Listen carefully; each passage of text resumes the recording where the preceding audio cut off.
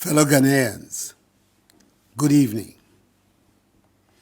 Back in 2020, at the outbreak of the coronavirus pandemic, I started a regular conversation with you that came to be popularly known as fellow Ghanaians. It was a time of great fear of the unknown, and the entire world felt at risk. I came into your homes regularly to tell you what the experts were discovering about the virus and what we should do. Now that we have seen the worst of the COVID-19, I can tell you that there were moments during those times when I was distraught.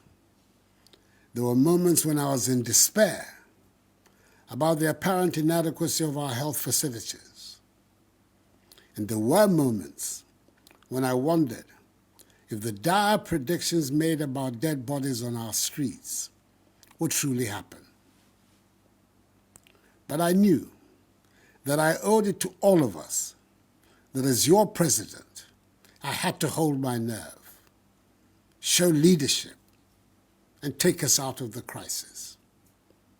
With your help and support, and the great mercies of the Almighty, we can say that we emerged from the ravages of the pandemic with one of the lowest mortality rates globally. In fact, Ghana's handling of the pandemic won universal acclaim.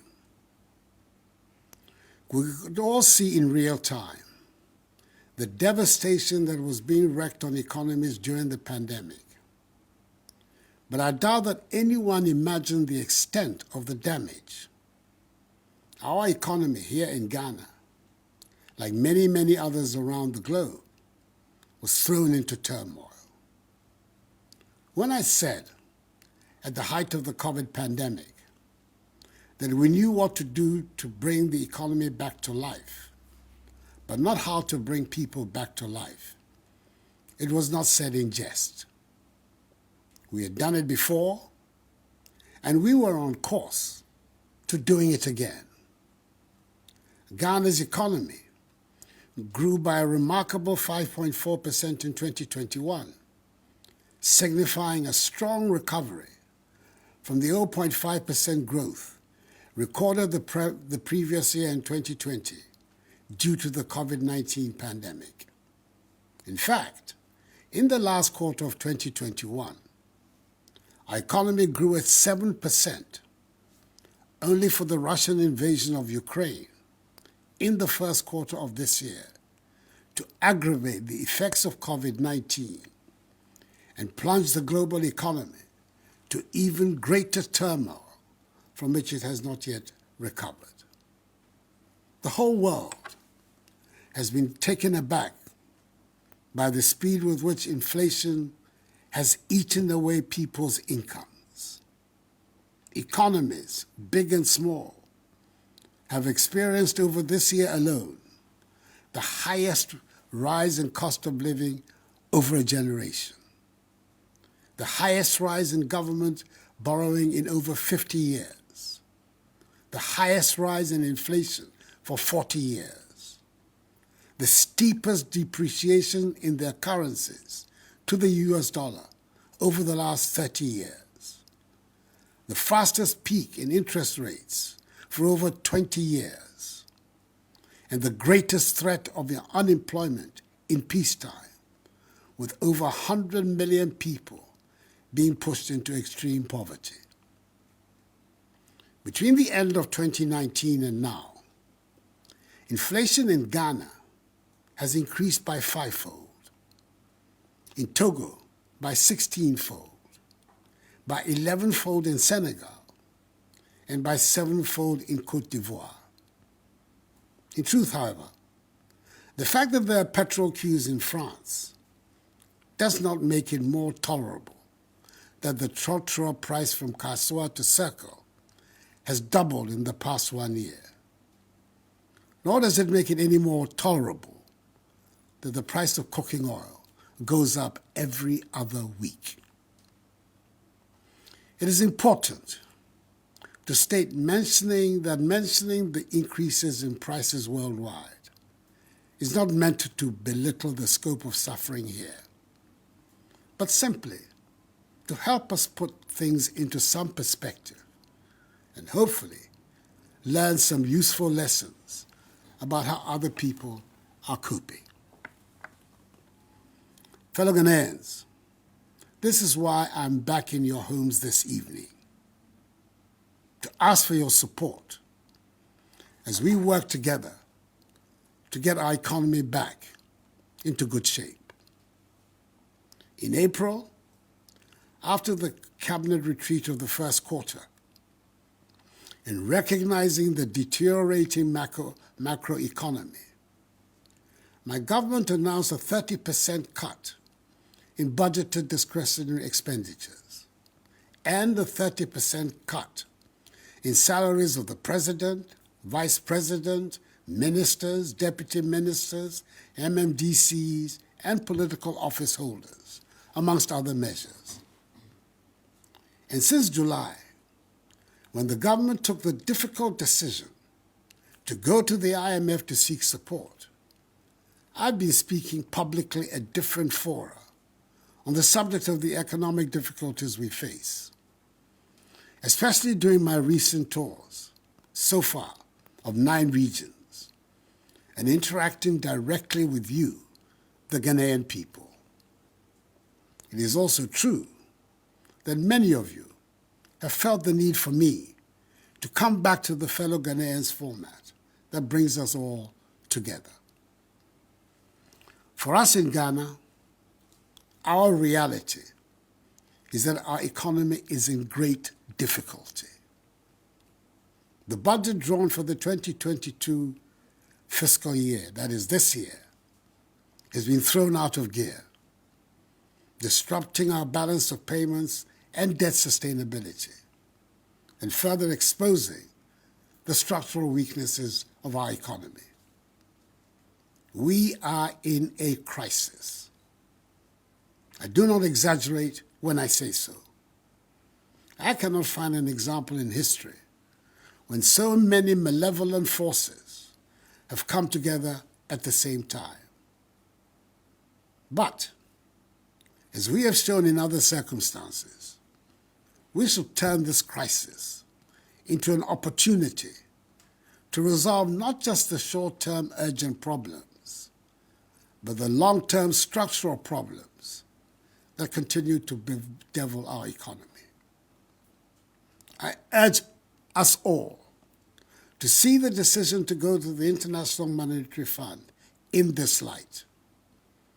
We have gone to the fund to repair in the short term our public finances and restore our balance of payments, whilst we continue to work on the medium to long-term structural changes that are at the heart of our goal of constructing a resilient, robust Ghanaian economy and building a Ghana beyond aid. I'm able to report to you, my fellow Ghanaians, that the negotiations to secure a strong IMF program, which will support the implementation of our post-COVID-19 program for economic growth, and additional funding to support the 2023 Budget and Development Program, are at advanced stages and are going well. We're determined to secure these arrangements quickly to bring back confidence and relief to Ghanaians. We're working towards reaching a deal with the IMF by the end of the year. This will give further credence to the measures government is taking to stabilize and grow the economy, as well as shore up our currency. I know that the increasing cost of living is the number one concern for all of us.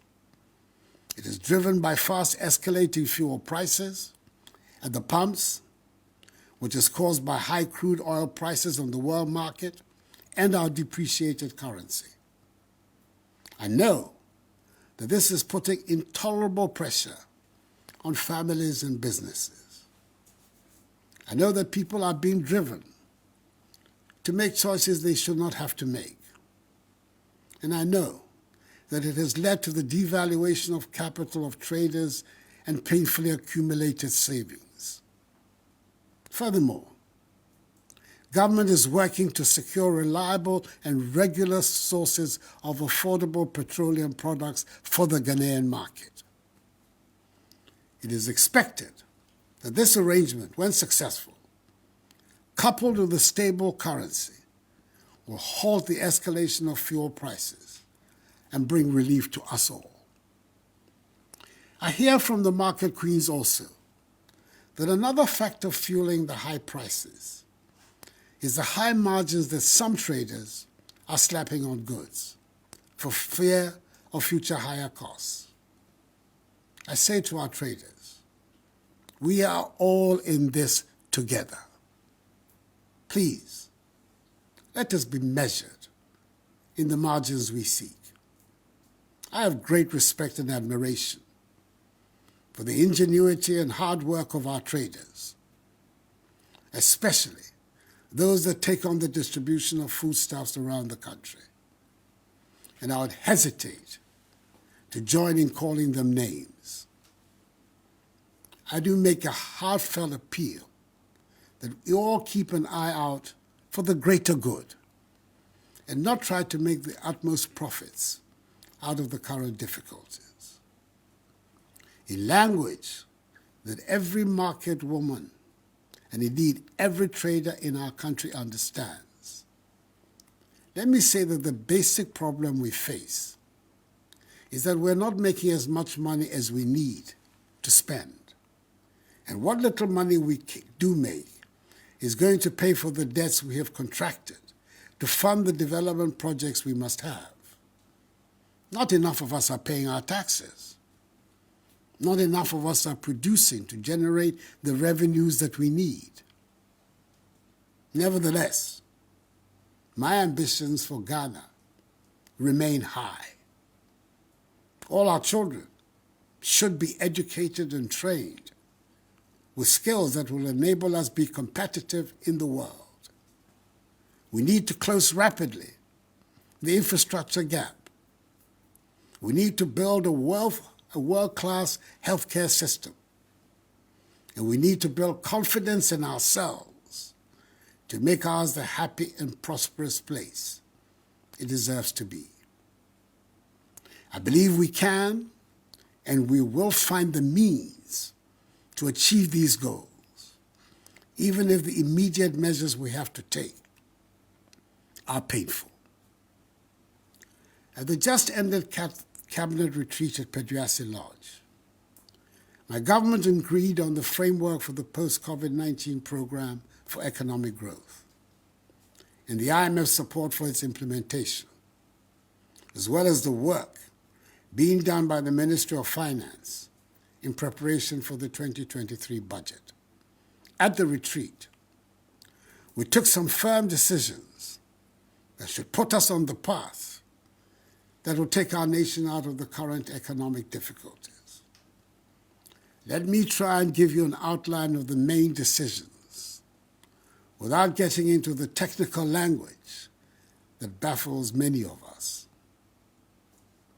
To restore and sustain debt sustainability, we plan to reduce our total public debt to GDP ratio to some 55% in present value terms by 2028, with the servicing of our external debt pegged at not more than 18% of our annual revenue also by 2028.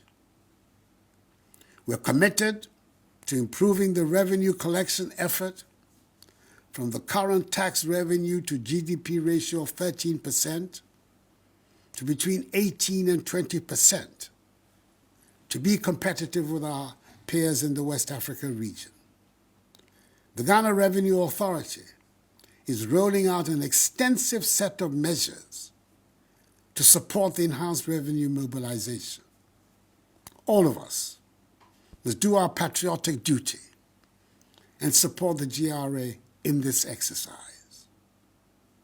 We're aiming to restore and sustain macroeconomic stability within the next 3 to 6 years, with a focus on ensuring debt sustainability to promote durable and inclusive growth while protecting the poor.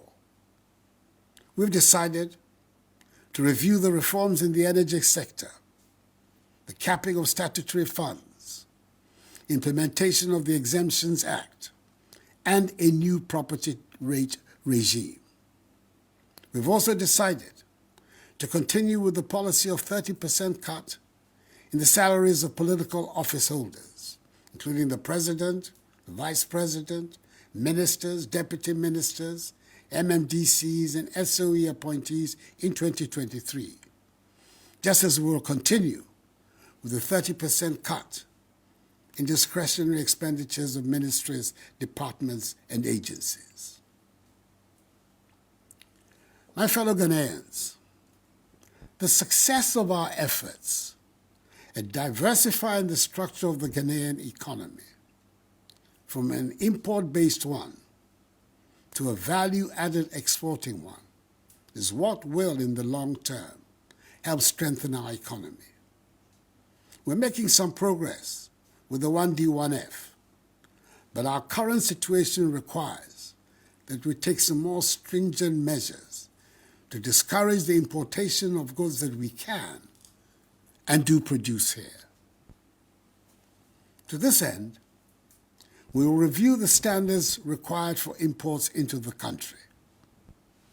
We will prioritize the imports, as well as review the management of our foreign exchange reserves in relation to imports of products such as rice, poultry, vegetable oil, toothpicks, pasta, fruit juice, bottled water, and ceramic tiles, and others, which with intensified government support and that of the banking sector, can be manufactured and produced in sufficient quantities in Ghana. Government will in May 2023, that is 6 months from now, review the situation. We must, as a matter of urgent national security, reduce our dependence on imported goods and enhance our self-reliance, as demanded by our overarching goal of creating a Ghana beyond aid. Much as we believe in free trade, we must work to ensure that the majority of goods in our shops and marketplaces are those we produce and grow here in Ghana. That is why we have to support our farmers and domestic industries, including those created under the 1D1F initiative, to help reduce our dependence on imports and allow us the opportunity to export more and more of our products and guarantee a stable currency that will present a high level of predictability for citizens and the business community. Exports, not imports, must be our mantra. Accra, after all, hosts the headquarters of the Secretariat of the African Continental Free Trade Area. Fellow Ghanaians, as the French would say, l'argent n'aime pas le bruit. To wit, money does not like noise. Sika mpe dede. Where there's chaos, where there's noise, where there's unrest, you will not find money. If you talk down your money, it will go down. If you allow an unidentifiable person to talk down your money, it will go down. The recent turbulence on the financial markets was caused by low inflows of foreign exchange and was made worse in the last 2 to 3 weeks, in particular, by the activities of speculators and the black market. An anonymous 2-minute audio message on a WhatsApp platform predicting a so-called haircut on government bonds sent all of us into banks and forex bureaus to dump our CDs, and before we knew it, the CD had depreciated even further. All of us can play a part in helping to strengthen the cedi by having confidence in the currency and avoiding speculation. Let us keep our cedi as the good store of value it is. To those who make it a habit of publishing falsehoods, which result in panic in the system, I say to them that the relevant state agencies will act against such persons. Indeed, some steps have been taken to restore order in the foreign exchange markets, and we're already beginning to see some calm returning. We will not relent until order is completely restored. The following actions have been taken thus far. 1. Enhanced supervisory action by the Bank of Ghana in the Forex Bureau markets and the black market to flush out illegal operators, as well as ensuring that those permitted to operate legally abide by the market rules. Already, some Forex bureaus have had their licenses revoked, and this exercise will continue until complete order is restored in the sector. 2. Fresh inflows of dollars are providing liquidity to the foreign exchange market and addressing the pipeline demand. 3. The Bank of Ghana has given its full commitment to the commercial banks to provide liquidity to ensure the wheels of the economy continue to run in a stabilized manner till the IMF program kicks in and the financing assurances expected from other partners also come in. 4. Government is working with the Bank of Ghana and the oil producing and mining companies to introduce a new legal and regulatory framework to ensure that all foreign exchange and from operations in Ghana are initially paid to banks domiciled in Ghana to help boost the domestic foreign exchange market. And 5, the Bank of Ghana will continue and enhance its gold purchase program. I'm confident that these immediate measures, designed to change the structure of our balance of payment flows, sanitize the foreign exchange market to ensure that the banks and Forex Bureau operate along international best practices, together with strengthened supervision, will go a long way to sanitize our foreign exchange market and make it more resilient against external vulnerabilities going forward. Over the course of this week, I've had several fruitful engagements with the Trades Union Congress and Organized Labor, the Ghana Employers Association, the Association of Ghana Industries, the Ghana Association of Banks, the Private Enterprise Federation, the Association of Forex Bureau Operators, the Association of Market Queens and Women, all of whom represent important stakeholders of the Ghanaian economy. They express their concerns and propose solutions on how best to solve our problems. I've been encouraged by the enthusiasm of these interest groups to help government to address these challenges, and I intend to continue these engagements with other groups. I also want to assure all Ghanaians that no individual or institutional investor, including pension funds, in government treasury bills or instruments, will lose their money as a result of our ongoing IMF negotiations. There will be no haircuts.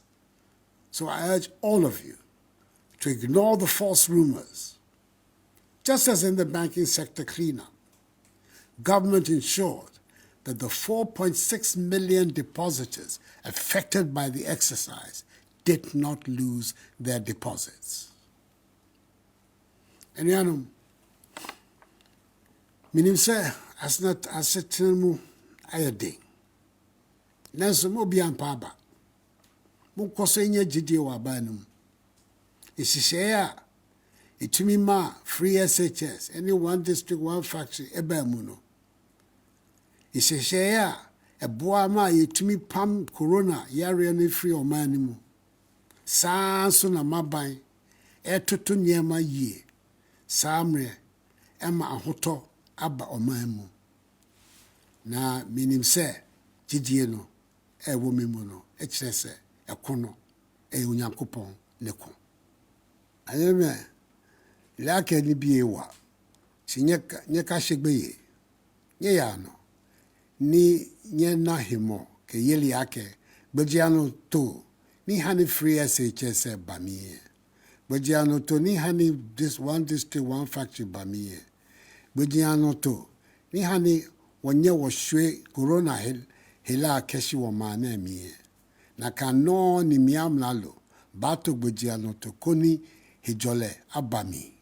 Ejake miye himo, ke yeli ake, ta nyumotani.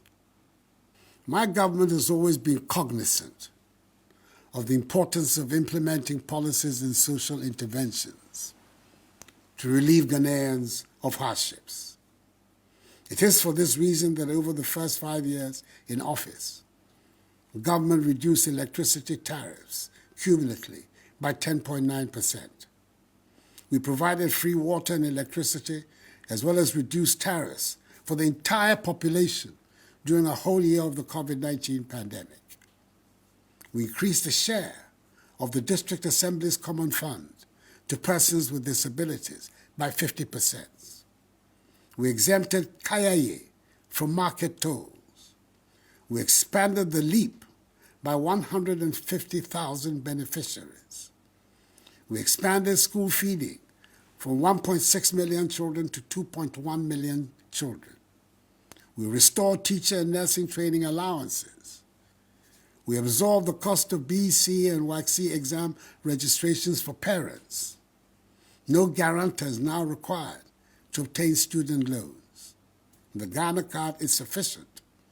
And we have implemented free TVET, as well as free senior high school education. It is obvious, fellow Ghanaians, that you have a government that cares. We are determined to restore stability to the economy and provide relief. Well, all of us are in this together and asking for your support to rescue Ghana from the throes of this economic crisis. I have total confidence on our ability to work our way out of our current difficulties. We are not afraid of hard work. We will triumph, as we have triumphed many times before. Let us unite and rally around our republic, its institutions and its democratic values, and insist that under God we will emerge victorious from our current difficulties. For this too shall pass, as the battle is the Lord's. I'll be coming regularly to keep you updated about the measures your government is making to move our country forward and tackle our economic challenges. God bless us all and our homeland Ghana, and make her great and strong. Thank you for your attention, and have a good evening. Hi there. You remember when we used to eat Gary soakings? Unya unkatse kakra, nido kakra. What the milk I want, and I say Milo. No boo blog nego so It is on that reason I have got myself tasty Gary from I Shine Foods. So what peba, soakings, and as a baby be up the Gary ye. And they tasty Gary from I Shine Foods. And to call them, we'll put the number below. Try it and thank me later. Yes, Nana, I say so.